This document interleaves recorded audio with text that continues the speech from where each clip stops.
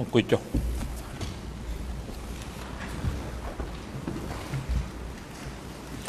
អង្គសម្រាប់កម្មតកិច្ចដំណើរការនីតិវិធីសម្រាប់ការនឹងផ្ដល់វិការជូនទៅសហវិញ្ញាអន្តរជាតិដើម្បីបន្តការតាំងសំណួរនេះដល់ចំពោះអ្នកជំនាញ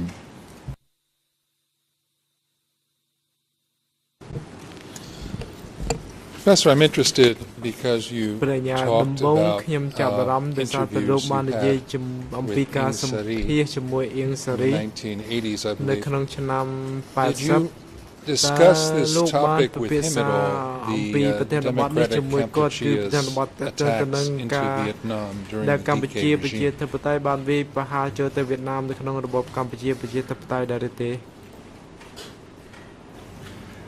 No, I don't recall discussing that. Just one question which stood out to me was that I asked him who were the most influential people in his politically influential people in world history, and the first person he mentioned was Mao Zedong. I will also add that he added, as a sop to the American television network, Ronald Reagan. But no, I don't recall him making any comment on this particular. You said that was an ABC, CBS interview. Do you know, was it broadcast? CBS.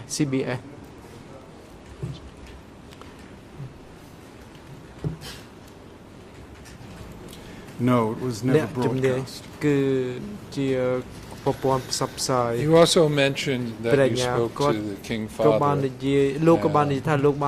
Can you tell us a little bit about that conversation?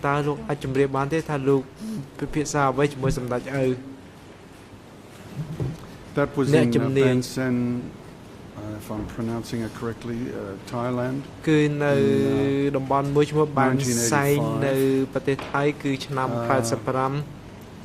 And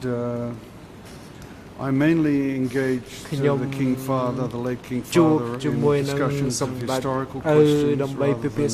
contemporary events, about his relationships towards various political figures in the world and towards the United States. And that lasted for about 90 minutes. Did you recall if you discussed with him his relationship with the group that he named, the Khmer Rouge? No, I don't recall discussing that with him. You know, I may have discussed, but nothing that was said was exceptional. What stays in my mind were things that were exceptional in the conversation. So he may have said things, but he thanked me at the end of the meeting for not discussing contemporary political events and discussing historical events, which he said he found very interesting. So you did not discuss, I gather, from that last answer, why he was at that moment working with the remnants of the DK regime to fight against the Vietnamese occupation of the country.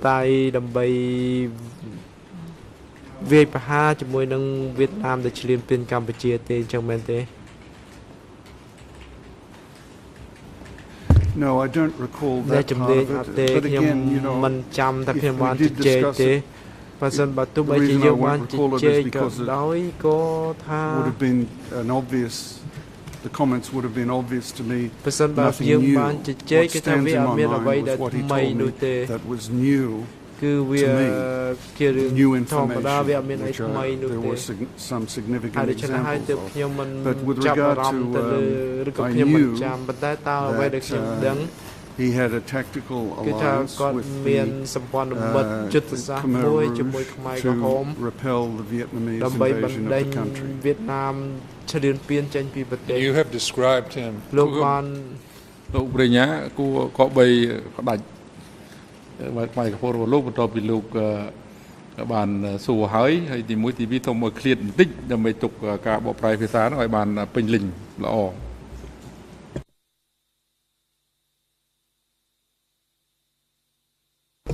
Thank you, Mr. President. I will. សូមអរគុណលោកប្រធានខ្ញុំនឹងគោរពតាម You described the King Father as a practical and realistic man. ថាជាបុគ្គលម្នាក់ដែលមានការបទពិសោធន៍ក៏ដូចជាមានចំណេះដឹងច្បាស់លាស់តែលោកអាចបញ្យល់បានទេថាលោកនិយាយនឹងចង់មានន័យយ៉ាងម៉េច What I mean by that is ខ្ញុំមានន័យថា he had a set of political goals and tried to គោលដៅនយោបាយ achieve ច្បាស់លាស់ហើយគាត់ចង់សម្រេចគោលដៅទាំងអស់នេះឲ្យបានតាមដែលអាចធ្វើទៅបានគឺនៅក្នុងលក្ខណៈប្រកបនិយម He wanted to keep Cambodia independent ដោយថាគាត់ចង់ឲ្យកម្ពុជាឯករាជ្យហើយដូច្នេះហើយគាត់ធ្វើតាមគោលនយោបាយដែលគាត់គិតថាគាត់អាចសម្រេចបាន I brought this up in ខ្ញុំលើក because I wanted to ចំណុចទាំងអស់នេះមកដោយសារតែខ្ញុំចង់ចាញ់ទៅនឹងគោលនយោបាយរបស់កម្ពុជាប្រជាធិបតេយ្យដែលខ្ញុំគិតថាគោលនយោបាយរបស់កម្ពុជាប្រជាធិបតេយ្យមិនមានលក្ខណៈប្រកបនិយម ប្រញ្ញាតើលោកអាចបញ្យល់បានទេថាភាពខុសគ្នានឹងយ៉ាងម៉េចដែរ Basically the prince អ្នកជំនាញជា he was then the ជាមូល prince by the ដ្ឋា way ន the late king father was គឺ then ថានៅពេលនោះ a គឺថា title ព្រះអង្គគឺជាព្រះអង្គម្ចាស់មួយរូបទេខ្ញុំសូមហៅថាព្រះអង្គទៅចុះ As I think I mentioned in some of the earlier comments ខ្ញុំ that I គិតថា made ខ្ញុំបានបញ្ជាក់រួចមកហើយនៅពេលកន្លងមកនេះ he គឺថាព្រះអង្គ represented he understood that there was a hostility from យល់អំពី towards the Cambodians or at least a condescending patronizing attitude អបខ្ពើមរបស់វៀតណាមមកលើកម្ពុជាឬក៏អំពើការសាហាវរបស់វៀតណាមមកលើកម្ពុជាហើយវៀតណាមមានចេតនាហើយ to prevent ព្រះអង្គគិតថាព្រះអង្គអាចរារាំងមហិច្ឆតារបស់វៀតណាមមិនឲ្យសម្រេចបាន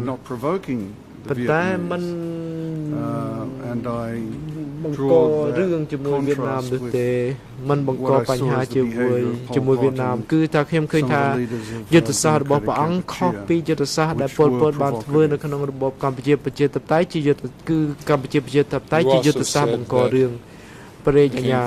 លោកបាននិយាយថាសម្ដេចឪ was not a racist មិនមែនជា How would you contrast that with the DK គោល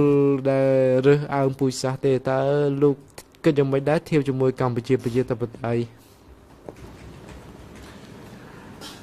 អ្នកជំនាញ I think that ខ្ញុំគិតថា I'm not quite sure what the real attitudes ខ្ញុំមិនប្រកាសអំពី the DK were អ towards កប្បកិរិយារបស់កម្ពុជាប្រជាធិបតេយ្យចំពោះអ្នកដែលមិនមែនជាជនជាតិខ្មែរនេះទេព្រោះថាកម្ពុជាប្រជាធិបតេយ្យ totalitarian គឺ revolutionary ជា movements ចលនាបដិវត្តផ្ដាច់ការគឺដូចជាបកកុម្មុយនីសសូវៀតក៏ឬក៏បកកុម្មុយនីសចិនដូចគ្នាដែរចេតនារបស់ពួកគេគឺចង់លុបបំបាត់នៅភាពខុសគ្នានៃវប្បធម៌នៅក្នុងសង្គម It wasn't because they ដូច្នេះគឺថា necessarily មិន specifically មែន hated ដោយសារតែ គេស្អប់វៀតណាមឬក៏ other ethnic groups ស្អប់ but ជន because ជាតិឬក៏ពូជសាសន៍ដទៃនោះទេ ethnic differentiation was an obstacle to ព្រោះថា a kind of social ភាពខុសគ្នាផ្នែកពូជសាសន៍ហ្នឹងហើយធ្វើឲ្យវាមានវាជាឧបសគ្គដល់ការរួបរวมសង្គមតែមួយដូចខ្ញុំចង់និយាយថា Somebody once told me that they often frequently in the period in recent years before his arrest ពេលនោះមុនពេលដែលគេចាប់ខ្លួនហ្នឹង eating at a Vietnamese restaurant គេឃើញថាអៀងសេរីអាសាចូលហូបអាហារនៅហាងវៀតណាមនៅក្នុងទីក្រុងភ្នំពេញដូច្នេះខ្ញុំគិតថាគាត់ដូចជាមិនមានអត្ថថាស្អប់ពើឬក៏គុំគួនជាមួយវៀតណាមនោះទេគ្រាន់តែថា ពូជសាសន៍នឹងវាជាឧបសគ្គមួយដល់ការសម្រេចគោលដៅរបស់កម្ពុជាប្រជាធិបតេយ្យព្រះអាញាខ្ញុំនឹងបដូរប្រធានបទបន្តិចខ្ញុំនឹងមិនពិភាក្សាលម្អិតបន្តទៅទៀតទេខ្ញុំសូមអាននៅអត្ថបទរបស់អ្នកនិពន្ធដទៃទៀតដែលនិយាយអំពីទស្សនៈរបស់វៀតណាមចំពោះមេដឹកនាំខ្មែរក្រហម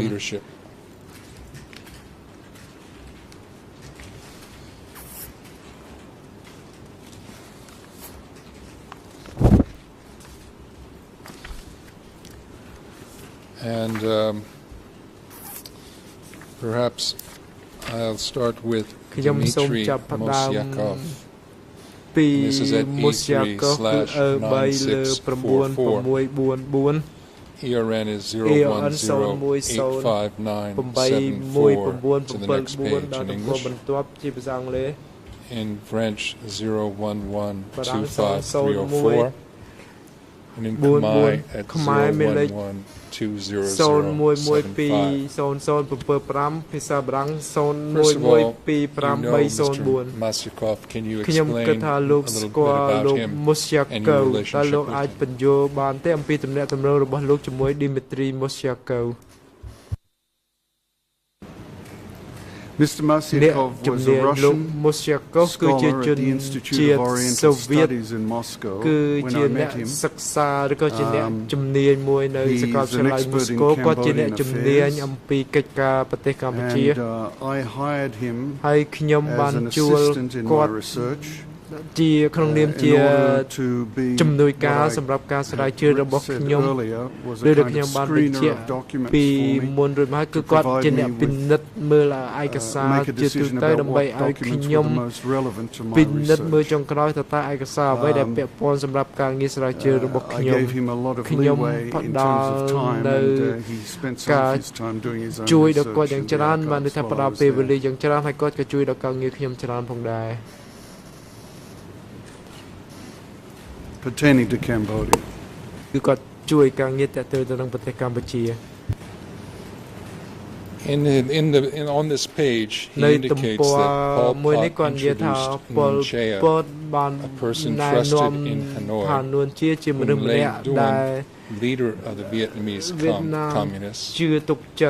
in a conversation with the Soviet ambassador, called a politician of, quote, pro-Vietnam orientation, unquote, as the occupant of the second most important post in the party.មានទូនាទីខ្ពស់បំផុតទី2នៅក្នុងបកនិយាយអំពីនួនជាលេយួនបានសង្កត់ធ្ងន់ថាគាត់គឺជាមនុស្សរបស់យើងហើយគាត់ជាមិត្តភក្តិផ្ទាល់ខ្លួនរបស់ខ្ញុំហើយជើងទំព័របានបញ្ជាក់ថាគឺជាកំណត់ត្រានៃការសន្ទនារវាងឯកអគ្គរដ្ឋទូតសូវៀតជាមួយលេយួននៅថ្ងៃទី14ថ្ងៃទី16វិច្ឆិកា76ហើយបានបន្តទៅទៀតថាគឺនៅទំព័រជាច្រើនចុះក្រោមគឺអង្គខ្មែរមេលេខ In French, បារាំងមេលេខ and in និង English, អង់គ្លេសមេលេខ He said in គាត់បាន October និយាយថានៅខែតុលា according to a 78 យោងទៅ high-ranking តាម Vietnamese party កម្មាភិបាល official បកវៀតណាមជាន់ responsible ខ្ for ពស់ Cambodia. ដែលទទួលខុសត្រូវលើប្រទេសកម្ពុជា Hanoi ហា still ណូយនៅតែជឿ believed ជាក់ that there ថា were two មាន prominent party បុ figures គ្គល in Phnom នៅ Penh ក្នុងបកសំខាន់ who ពីរនៅក្នុងទីក្រុងភ្នំពេញដែលនៅ with មាន Vietnam. អារម្មណ៍អាណិតស្រឡាញ់វៀតណាម Nun Chea, Nun and the Chea former ហើយ first និងអតី secretary of ត the Eastern Zone, លេខា Sao ទី Pim. 1 ភូមិភាគបូព៌ាគឺសៅភឹម Friends were aware, a Soviet diplomat ភ័ក្រយើង reported បានដឹង that ថា Nun អ្នក Chea ការទូត opposes សូវៀត Pol បាន Pot's regime. គឺថានួនជាជំទាស់ជាមួយនឹងរបបប៉ុលពតហើយគាត់គ្រប់គ្រង But ជាមួយនឹង fearing reprisals, សាធារណ he រដ្ឋ cannot speak his mind. បកកុម្មុយនីសវៀតណាមប៉ុន្តែគាត់មិនអាច And then the និ last យាយ from អំពីអ្វីដែល Mosyakov គាត់យល់ឃើញនោះ on the ឡើយ next ហើយបន្តមកទៀត page, គឺម៉ាសខូ the same បាននិយាយ ERN បន្តទៅទៀតគឺ in French, ERN តែ one មួ more យ in Khmer and ហើយ one ដូច more in គ្នា English. នឹងភាសាបារាំងភាសា said ខ្មែរនិងភាសាអង់គ្លេសគាត់និយាយ Vietnamese ថា hopes that these វៀតណាម figures សង្ឃឹម would ថាបុ lead គ្គល an នេះនឹង uprising against Pol Pot ងើបបះ turned បោ out ប្រ to be ឆាំងប៉ុល groundless. ពតប៉ុន្តែវាទៅជាមិនមានមូលដ្ឋានទៅវិញ perished សៅភឹម in ទៅបានគេកំទេច The revolt in June នៅក្នុងប 78, ដិវត្តន៍ while ខែ Nun មិថុនា Chea, as it 78 is ចំណែក known, នួន turned out ជា to be one of the most devoted followers of Pol Pot. It is difficult to understand why, until the end of 1978, it was believed in Hanoi that Nuon Chea was their man. In spite of the fact that all previous experience should have proved quite the contrary. Was Hanoi unaware of his permanent siding with Pol Pot? His demands that, quote, the Vietnamese minority should not be allowed to reside in Cambodia, his extreme cruelty, as well as the fact that in comparison with Nuon Chea, people considered Pol Pot a paragon of kindness. What I'm interested in, Professor, is your view of what we can take from these Soviet archives and the Vietnamese apparent view at the time that Nuon Chea was sympathetic to their position in opposition to Pol Pot. Việt Nam hay nâng chùm tòa nâng bạch chăng chùm môi nâng Pol Pot hay khi nhom đi dưới đấy khi nhom đi dưới prap phê kỳ tầng ọc cứ thà mình được phía trán chưa thà chẳng mẹ cứ thà Việt Nam khó dù khó vì cho nên khi nhom chẳng nâng thà hà đập vây ban chưa Việt Nam đại miền trà cam là o đại Chiriet cho bằng cọc luôn ban lõ khăn bạc công lý Campuchia bài chia mình đăng âm pi ở đây để ban cả láng khăn bạc công lý Campuchia từ vinh.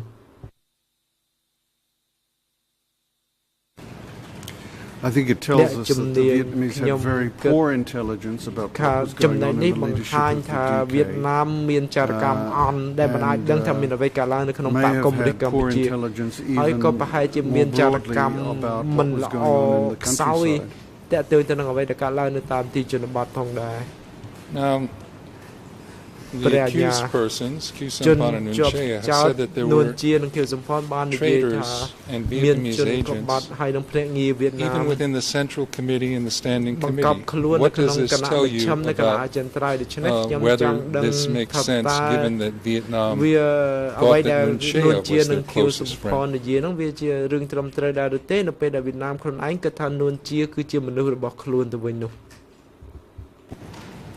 Well, I think it certainly raises questions about the reality of that belief, that there were enemies at such a high level of the Communist Party of Cambodia. I certainly, again, I would like to go back to a point that I made earlier. This belief of enemies penetrating the party at the highest level was a feature of the Soviet Communist Party, a feature of the Chinese Communist Party, Korean Communist Party, in their internal purges and terror campaigns. The supreme leader would always use such justifications, and he may have actually believed them, but use such justifications for a campaign of terror within the party leadership. Would you agree that that, of course, differed over time and with leaderships? So, with Stalin, it may have been different than with subsequent leaders. With the Lin Biao, I believe it was, campaign in China, differed from other periods under Deng Xiaoping, for example.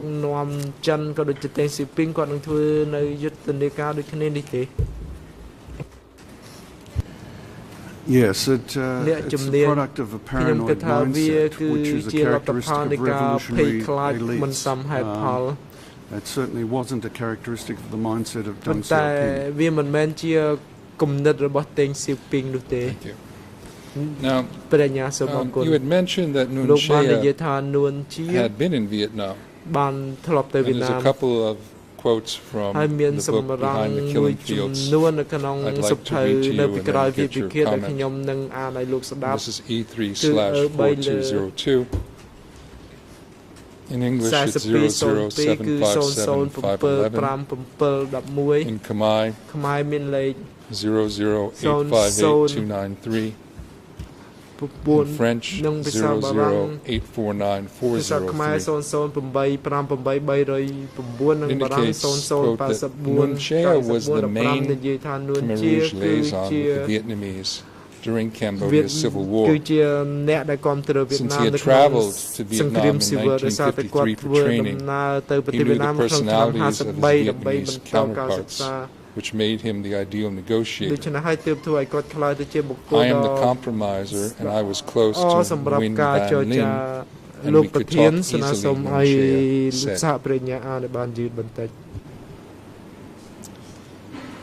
And then the second quote is at ERN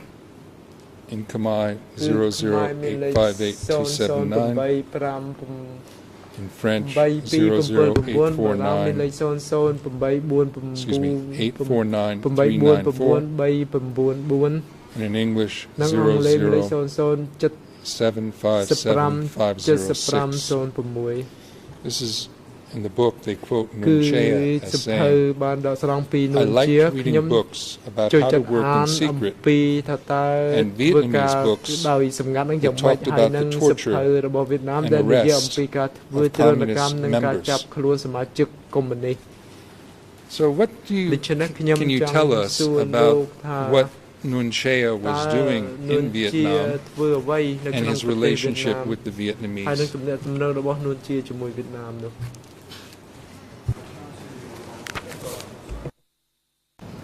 I can't tell you a lot about it. He would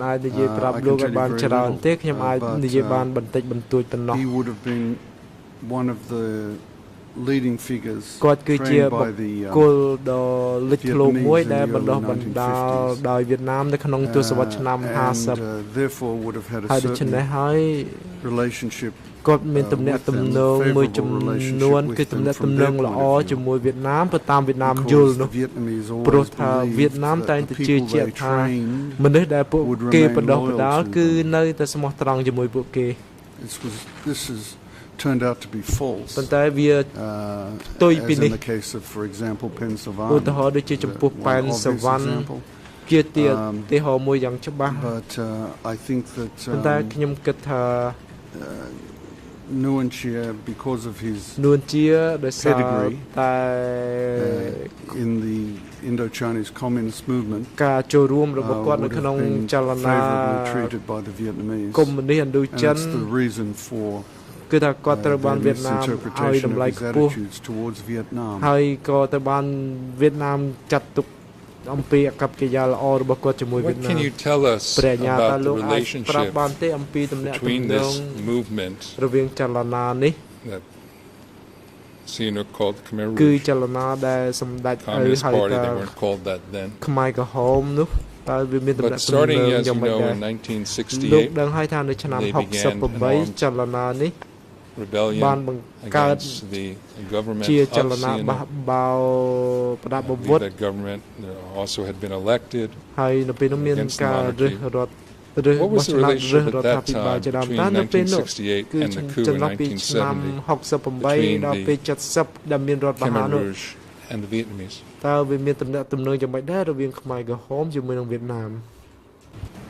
The Khmer Rouge and Vietnamese had different objectives between 1968 and 1970 because the Khmer Rouge, as you stated correctly, wanted to overthrow the government of then Prince Sihanouk, whilst the Vietnamese wanted to keep him in power because he was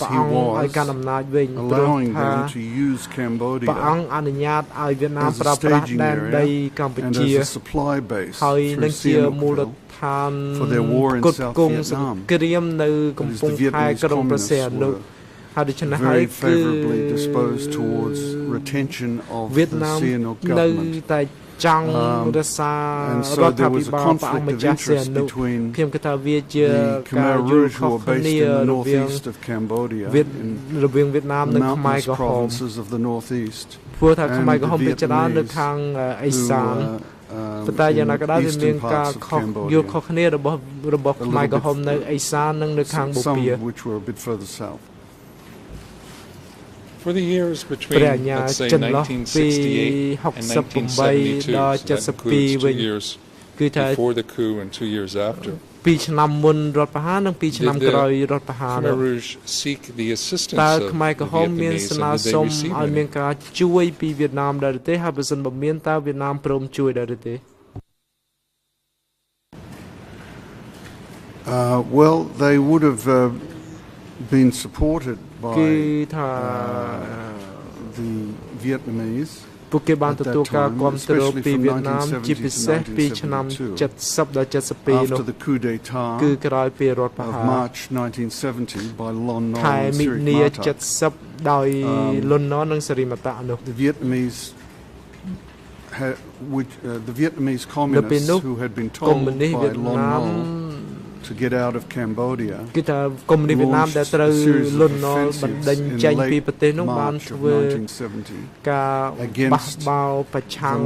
the Lon Nol government រដ្ឋាភិបាលលន់ណលយ៉ាងច្រើននៅពេលនោះហើយបន្តមកទៀតគឺបាន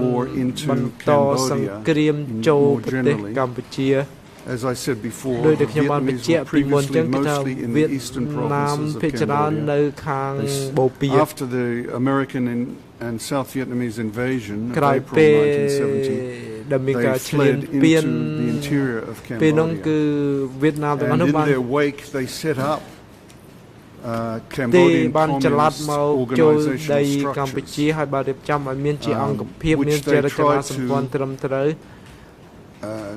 dominate ដែលពួកគេ by their ព្យា own យាម Khmer-trained agents ចូលសហការជាមួយភ្នាក់ងារខ្មែរដែលបណ្ដុះបណ្ដាលដោយវៀតណាមដែលយើងហៅថាខ្មែរវៀតមិញនោះខ្លួនឯង but Pol Pot and the other ប៉ុន្តែ leaders នៅ of ពេល the នោះ Khmer ប៉ុលពតហើយនឹងមានដឹក Rouge នាំខ្មែរក្រហមដទៃទៀតនោះ were aware of this បានដឹង strategy អំពីយុទ្ធសាស្ត្រនេះគឺយុទ្ធសាស្ត្ររបស់វៀតណាម had the Khmer Viet Minh removed from ហើយ positions បាន of power ដក in ខ្មែរ the វៀត communist មិញ structure, so that ចេញ in ពី other រ words, ចនាសម្ព័ន្ធ what was កុម្មុយនីស happening កម្ពុជា in ដូច្នេះអ្វីដែលកើត 1970 ចន្លោះឆ្នាំ was that the 70ដល់ Vietnamese 72 communists គឺ were ថា assisting the កុ Khmer ម្មុយនីសវៀត Rouge ណាមបានជួយដល់ខ្មែរក្រហមដើម្បីបង្កើតមូលដ្ឋានរបស់ពួកគេប៉ុន្តែពួកគេក៏បានជួយផងដែរនៅមូលដ្ឋានយោធាប្រឆាំងនឹងលន់ណល់ផង For ដែរ the time ព្រះ after ញ្ញា the coup ក្រោយ until រដ្ឋប្រហារ the 17th of April, រហូតដល់17 មេសា75វិញតើកងកម្លាំងខ្មែរក្រហមទទួលបានអាវុធគ្រាប់រំសេវពីនរណា They អ្នក obtained ជំ their នាញ arms and គេ ammunition ទទួលបាន mostly អា from វុធគ្រាប់ China, រំសេវពីចិន and that would have come, some of it would have come down the Ho Chi Minh Trail គឺ and be តាមផ្លូវលំហូជីមិញ technically by the Vietnamese, but it was Chinese ហើ arms. យវាជាអាវុធរបស់ចិនប៉ុន្តែផ្គត់ផ្គង់បច្ចេកទេសដោយវៀតណាម thank you. ព្រះញ្ញាសូមអរ So គុណ now I want to switch ឥឡូវនេះខ្ញុំចង់ topics a bit បដូរប្រធានបទបន្តិច and talk about ហើយខ្ញុំនឹង the និ DK យាយ claims អំពី about Vietnamese ការអះ agents អាងរបស់ខ្មែរក្រហម within ទៅ their ទៅនឹង ranks ភ្នាក់ងារវៀតណាមនៅក្នុងក្នុង and ឋា the នៈ reasons ទូន for ទី arrests ហើយ and នឹងហេតុ executions. ផលក្នុងការចាប់ខ្លួននិងសម្លាប់មនុស្ស Michael Vickery, Michael is a, Vickery គឺថា academic. Do you know him? គាត់ជាអ្នកសិក្សាស្រាវជ្រាវម្ដាយលោកស្គាល់គាត់ទេ I do know of him, yes. អ្នកជំនាញខ្ញុំប្រកាសជា He's ស្គាល់ frequently គាត់ cited by the defense in this case. អ្នក he ព្រះ wrote អញ្ញាគឺថា Michael in Vickery បានសរសេរនៅក្នុងឯកសារ3លើ and the ERN is only this portion is only in English. គឺមានតែភាសាអង់គ្លេសមានលេខ 003964 He says of the DK leadership, គឺបាននិយាយថា Sari and អៀងសារីហើយនឹងសាឡុត Pol ស Pot ព្រមទាំង in ប៉ុលពត particular never were pro-Vietnamese, មិនដែលគ្រប់គ្រង and វៀ they តណាម became ឡើយហើយពួក increasingly គេ anti-Vietnamese as time went on. ទៅបានខ្លាយខ្លួនទៅជាអ្នក While ប្រឆាំង those វៀ who តណា were ម in any degree at all pro-Vietnamese ប៉ុន្តែអ្នកដទៃទៀតគឺជាអ្នកគ្រប់គ្រ mercilessly ង eliminated វៀតណាម between 1975 ចន្ and លោះពីឆ្នាំ 79. 75ដល់79 You wrote in your book ក្នុងស on ភៅរបស់ page លោកនៅ 106, ក្នុងទំព័រ that's English ERN 106អង់គ្លេសមានលេខ 01001773. 01001773 there is no evidence that the people whom Pol Pot's emissaries attempted to kill were agents of Vietnam. On the contrary, the people Pol Pot was now attempting to kill had loyally carried out orders from the Khmer rouge leadership for the previous 3 years. These orders had involved them attacking Vietnamese and ethnic Cambodian civilian targets inside Vietnam and bearing the brunt of Vietnamese retaliation.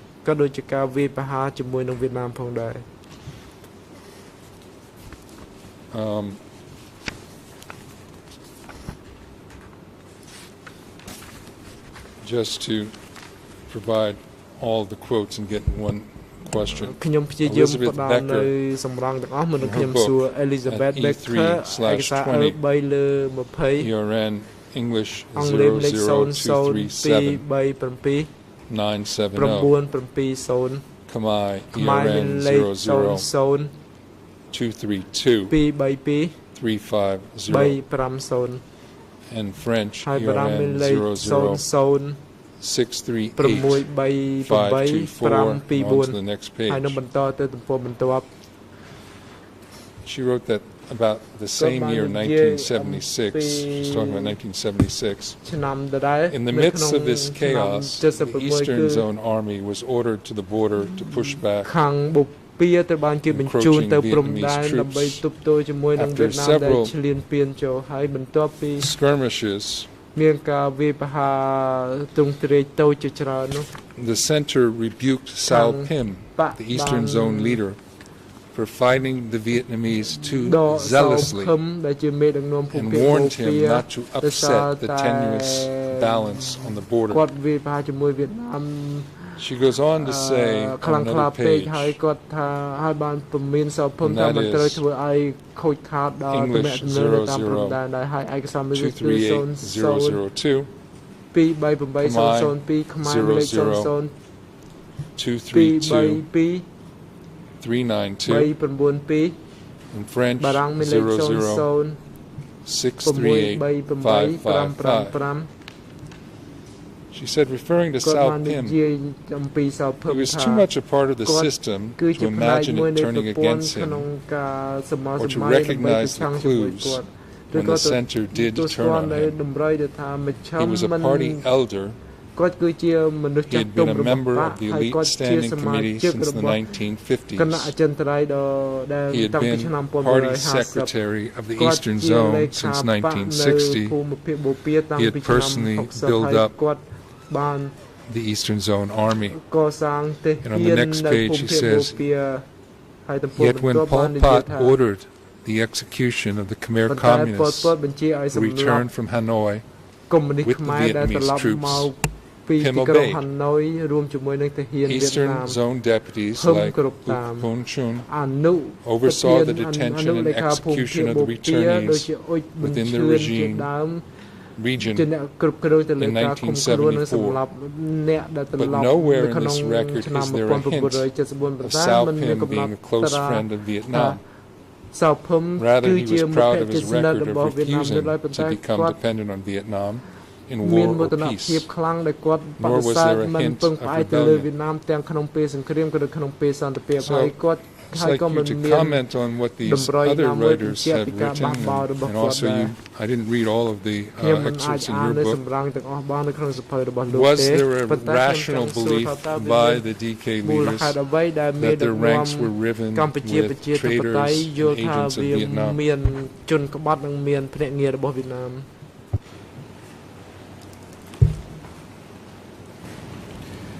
In the period of the war against the Lon Nol government, I think it was true that there were agents of Vietnam within the Kampuchean Communist Party, and that Pol Pot was correct in thinking so. Not all the Khmer Viet Minh, as I want to reiterate, not all of the people trained in Hanoi were loyal to Hanoi, turned out to be loyal to Hanoi, but there were a substantial number who were, and who could have been considered to be compliant with Hanoi's interests in Indochina. However, most of these people had been killed by 1975, and therefore the purges and terror campaign or campaigns which took place after 1975 were aimed at people who were loyal members of the system. I believe that it was a paranoid fantasy on the part of Pol Pot to think that people within the party who had been loyal to the party throughout a long period of time were in fact agents of Vietnam. Instead, I think it was not only paranoia, but also an attempt to explain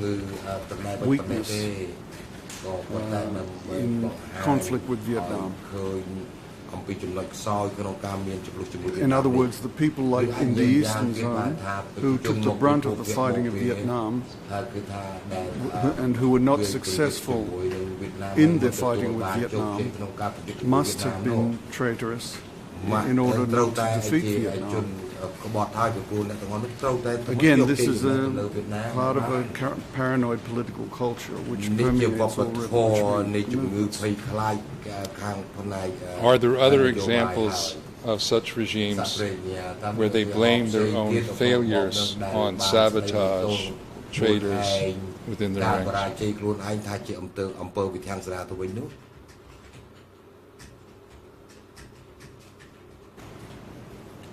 Certainly, Stalin's regime did that, and so did Mao's regime.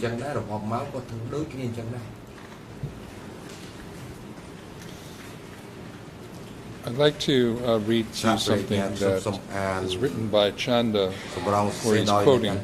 Stephen Heder. And this is E3/2376. In English, it's 00192380. In Khmer, 00191527. And in French, 00237-06324. He said, in light of what happened since the massacres in Tay Ninh, it has also become clear that it was no isolated act of madness. The attack on the eve of Pol Pot's first official trip to China was clearly aimed at impressing on China the seriousness of Cambodia's determination to fight Vietnam. American scholar Stephen Heder believes that the September 24th attack on Tay Ninh, launched by Divisions 3 and 4 of Cambodia's eastern zone, was a double gift. At a time when a countrywide hunt for suspected Vietnamese sympathizers was on, the Eastern Zone leaders' zeal in killing Vietnamese was proof of loyalty to Pol Pot, as well as an offering for him to carry to Beijing. Do you think that there is some logic in Heder's belief that the Eastern Zone's participation in these killing of Vietnamese civilians was partially aimed to prove their loyalty to Pol Pot? Yes, I agree.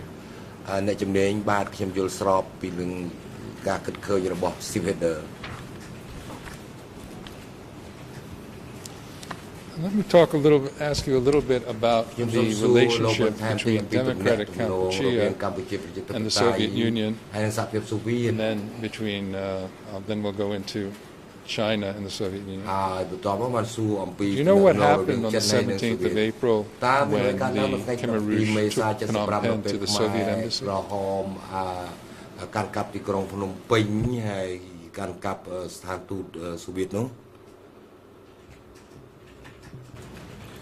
Yes, I believe that the Khmer Rouge fired a missile into the Soviet embassy. Can you explain what the relations were and why the state of relations was as they were?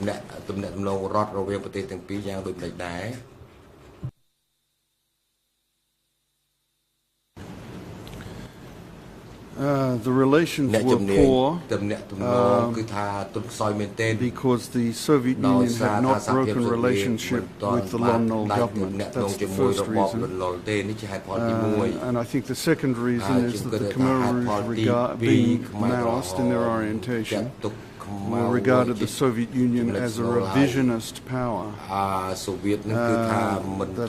That's a bad word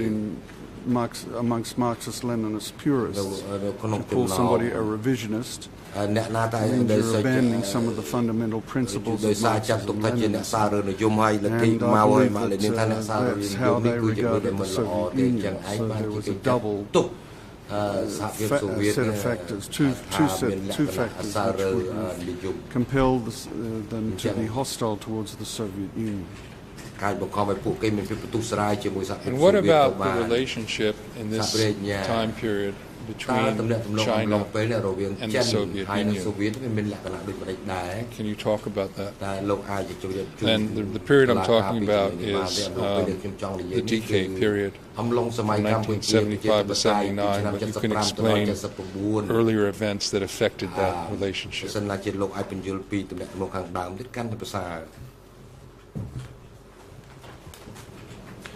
Yes, relationships between the Soviet Union and China were extremely bad. They had hit rock bottom in 1969 when the Soviets actually threatened to take action, launch an attack against Chinese military installations, which they did not do. In part because of a warning from the United States not to do it. But the relationships continued to sour throughout the 1970s. And the Chinese regarded the Soviet Union as an expansionist power, which was intending to surround China strategically. And that Vietnam was one of the instruments of Soviet policy, Cuba being the other one. From 1975 to 1978, I think that Soviet-Chinese relationship continued to get worse. And I think that Khmer Rouge was still sympathetic to China in a total and overall sense until 1976 when Mao died. I think that their fervor for China as a nation diminished after the death of Mao. And the most loyal friend, the only country which the Khmer Rouge considered to be a good friend after 1976 was North Korea. Do you put the change in the decay view towards China at the death of Mao or the subsequent fall of the Gang of Four to Deng Xiaoping's eventual emergence? I think that was about a year later, was it?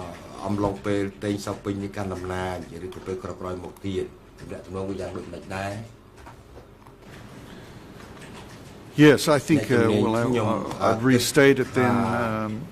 The Khmer Rouge became somewhat disillusioned with China as a result of the death of Maoism, which involved the Gang of Four. And did in fact China and the Soviet Union actually have armed clashes over a dispute about where their border was?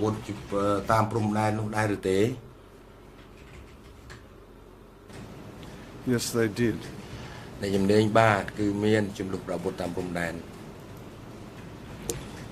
So for China, how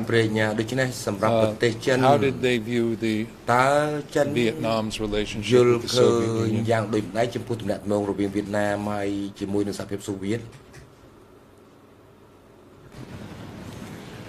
China viewed Vietnam's relationship with the Soviet Union as a sign of ingratitude towards Chinese assistance over the whole history of the Vietnamese Communist movement. Chinese support for Vietnam over the entire history of the Vietnamese Communist movement. That was the first thing, and the second thing was that they regarded the Soviet Union as using Vietnam against China. Did Vietnam and China have territorial disputes?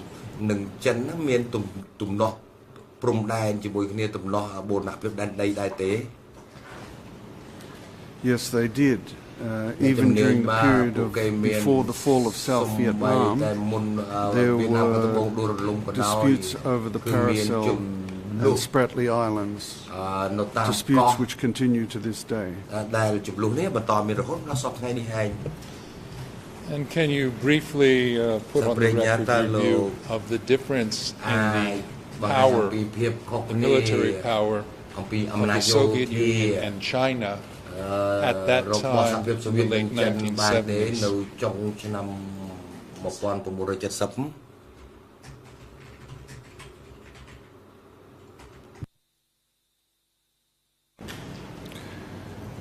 Although China had nuclear weapons, the Soviet Union was a vastly superior military power, a global superpower.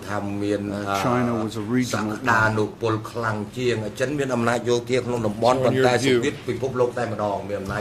Would Chinese fear of encirclement by the Soviet Union, Soviet bases in Vietnam, be irrational?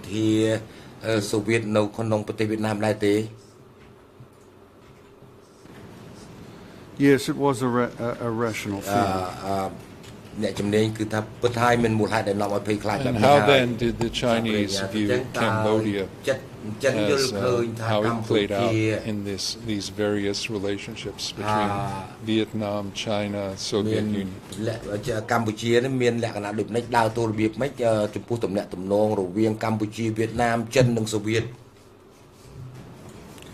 China regarded Cambodia as a possible buffer against Vietnamese expansion. And it should be noted that China has always had a special relationship with Cambodia, going back to the late King Father's rule when he was both king and then Prince Sihanouk.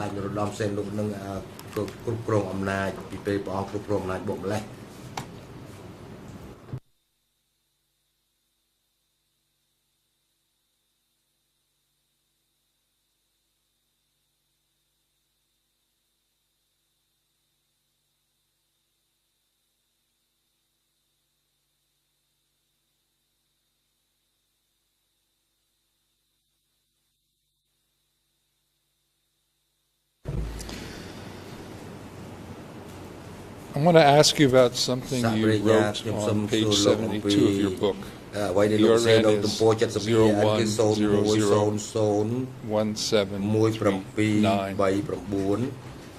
You wrote, note Pol Pot's political judgment that building socialism quickly, which had already involved massacring hundreds of thousands of people, destroying their traditional culture and institutions, and creating second-class citizens out of the new people, would make Cambodia internally stronger and better able to deal with its external enemies. This judgment suggests a total disconnection from reality, which is clearly the product of paranoia and misguided ideological assumptions.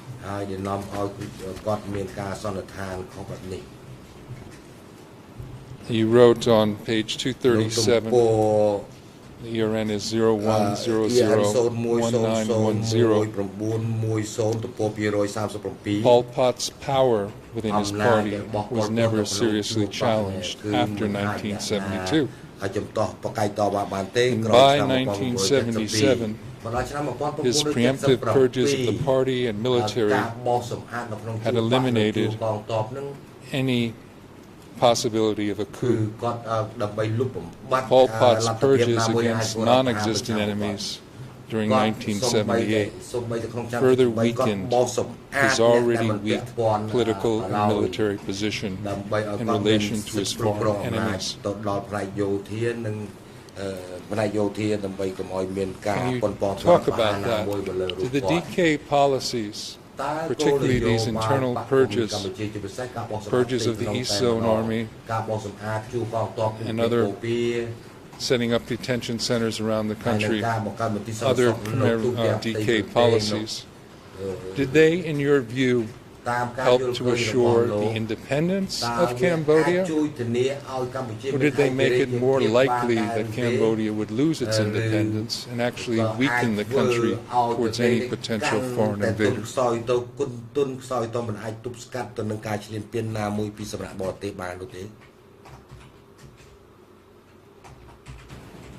I believe the latter interpretation is correct. It severely weakened Cambodia's ability to engage in conflict with any neighbor, with the possible exception of Laos, with which Cambodia was not in conflict. I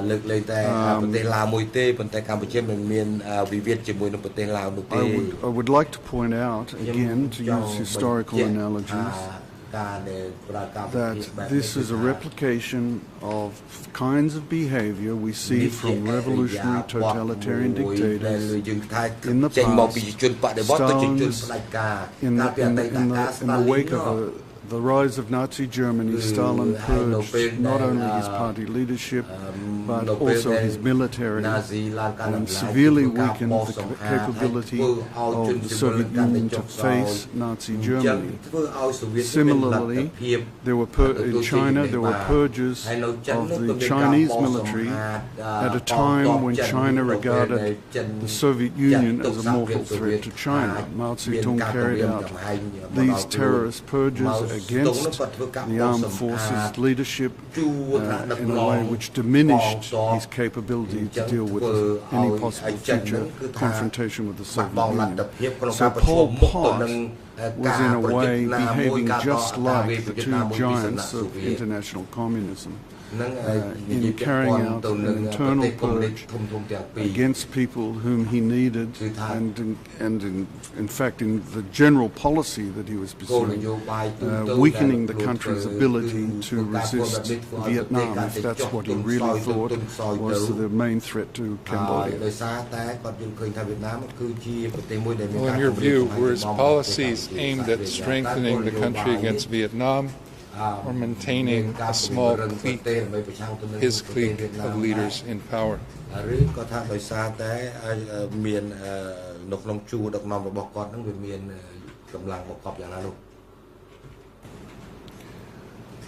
I believe the latter. Although he wanted to resist what he saw as a Vietnamese threat, what he was doing at the same time undermined his capability. You mentioned, I believe this morning, perhaps it was yesterday afternoon, some historical attitudes of Khmer people towards Vietnam, a country that has much larger and that over the centuries has taken territory from what was previously part of the Khmer Empire. I'd like you to talk a little bit further about that. In particular, how did during the Vietnam War, at the time of the 1970 coup, before and after that, how were the Vietnamese welcomed or not welcomed by the Khmer people inside Cambodia, Vietnamese that were using bases in Cambodia?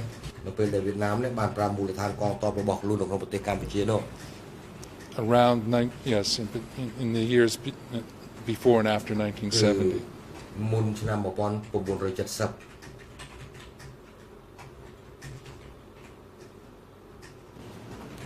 The Vietnamese presence in Cambodia was not popular.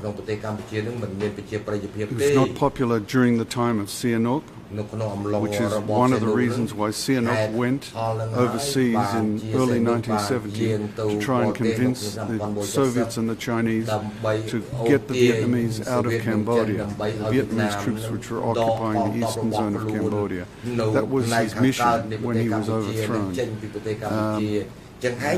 Most Cambodian people are hostile towards the Vietnamese and would not have embraced any Vietnamese military presence in the country. And would you say they would not have embraced then a Vietnamese invasion and capture of their capital before the Khmer Rouge? ទីក្រុងភ្នំពេញហ្នឹងដោយរបៀបណាដែរមុនទទួលជាជំនះនោះ Yes, I think that's correct. And do you think that the Khmer Rouge DK policies affected how what resistance there was to the eventual Vietnamese invasion? How it changed people's lives? តបតទៅវិញដល់របៀបណាចំពោះការឈ្លានពានរបស់វៀតណាមនេះ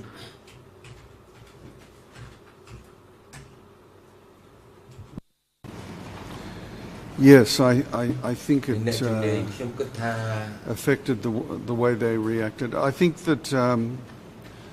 the Cambodian people didn't want either a Vietnamese occupation of Cambodia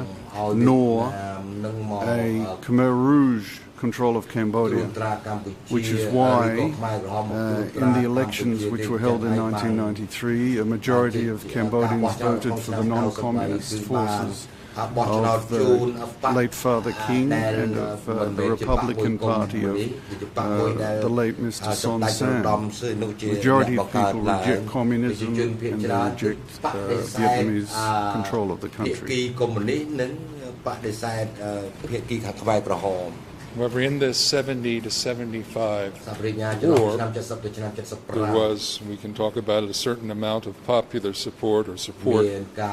for the front, the opposition to Lon Nol, headed theoretically by Sihanouk. To what extent did Sihanouk's presence in that government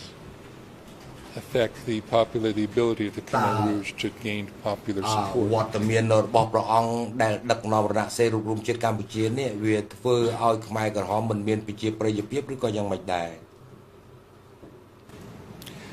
I think that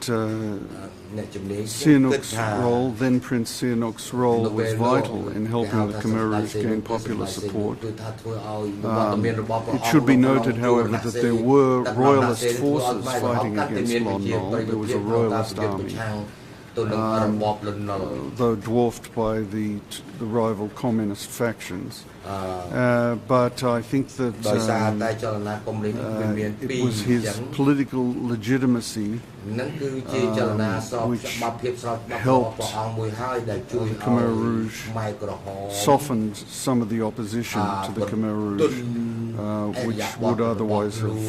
existed. បើមិនចឹងទេខ្មែរក្រហមគឺថាមិនអាចនឹងមានវត្តមានបានទេ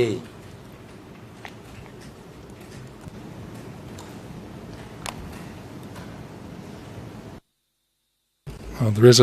something on that point that I wanted to bring up, but I can't find it now, but perhaps you recollect it, maybe it was from your book. Do you recall in your any conversation with Sihanouk or reading about Sihanouk talking about badges with his picture being produced? ពាក់ព័ន្ធទៅនឹងរូបភាពរូបថតរបស់ព្រះអង្គ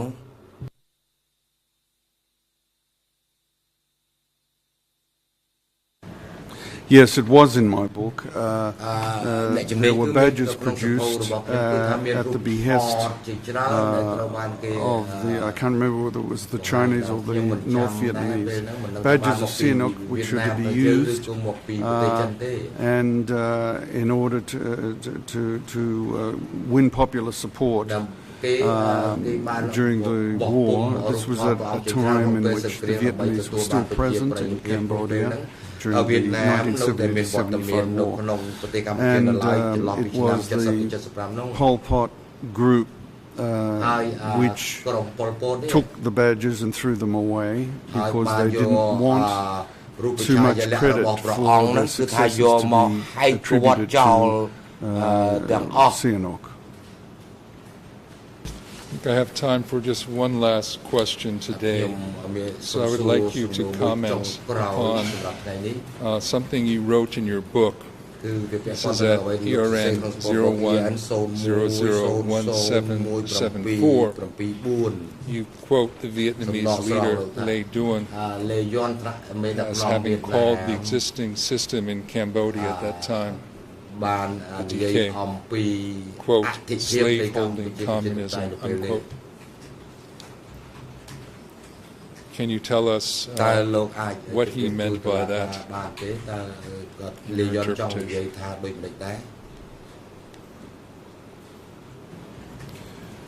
Well, that I think what he understood was that the system of party control of society was so onerous, with people not paid for their work except in food an insufficient amount of food, that it was a form of slavery rather than the kind of communism that existed in Vietnam. Some of these issues are matters of degree, of course, but the situation in Cambodia was very extreme, of course, in 75 to 78. Thank you, Mr. President. បាទអរគុណលោកអ្នកជំនាញសម្រាប់ការនៅថ្ងៃនេះដល់ពេលសម្រាប់ហើយហើយឲ្យប្រកាសផ្អាកកិច្ចដំណើរការសកម្មភាពសម្រាប់ថ្ងៃព្រឹកនេះសកម្មភាពលើកទៅបន្តធ្វើនៅថ្ងៃស្អែកទី20ខែតុលាឆ្នាំ2016ចាប់ផ្ដើមពីម៉ោង 9 ព្រឹកហើយសកម្មភាពនៅថ្ងៃស្អែកនេះអង្គជំរះនឹងធ្វើសកម្មភាពបន្តស្ដាប់សកម្មអ្នកជំនាញ Stephen Morris បញ្ចប់ហើយសូមភាគីជ្រាបនឹងអញ្ជើញចូលរួមតាមពេលវេលាបានកំណត់នេះអង្គជំរះអរគុណលោកអ្នកជំនាញ Stephen Morris សម្រាប់ការស្ដាប់សកម្មភាពរបស់លោកក្នុងឋានៈជាសាក្សីនៅមិនទាន់ចប់នៅឡើយទេហើយអង្គជំរះក៏អញ្ជើញលោកមកឲ្យបន្តផ្ដល់សកម្មភាពនៅថ្ងៃស្អែកទៀតដែលនឹងចាប់ផ្ដើមពីម៉ោង 9 ព្រឹកហើយប្រកបឲ្យមន្ត្រីតបាតុលាការរដ្ឋមន្ត្រីជាមួយនឹងបុគ្គលិកនៃអង្គភាពគម្ពីរសាក្សីនិងអ្នកជំនាញក្នុងការជូនអ្នកជំនាញ Morris វិលត្រឡប់ទៅកាន់កន្លែងគាត់នៅវិញនឹងឲ្យអញ្ជើញគាត់មកត្រឡប់មកចូលរួមសកម្មភាពនៅថ្ងៃស្អែកហើយប្រកបឲ្យអនុរិយមន្ត្រីឃុំឃាំងនាំជនជាប់ចោតទាំងពីររូបលោកនួនធាននិងលោកខៀវសំផនត្រឡប់ទៅកាន់មន្ត្រីឃុំឃាំងនៃអវតកវិញចុះនិងប្រកបឲ្យនាំខ្លួនគាត់ត្រឡប់ចូលរួមសកម្មភាពនៅថ្ងៃស្អែកឲ្យបានមុនម៉ោង 9 ព្រឹកសម្រាប់ចុះសូមជើញក្រោកចូល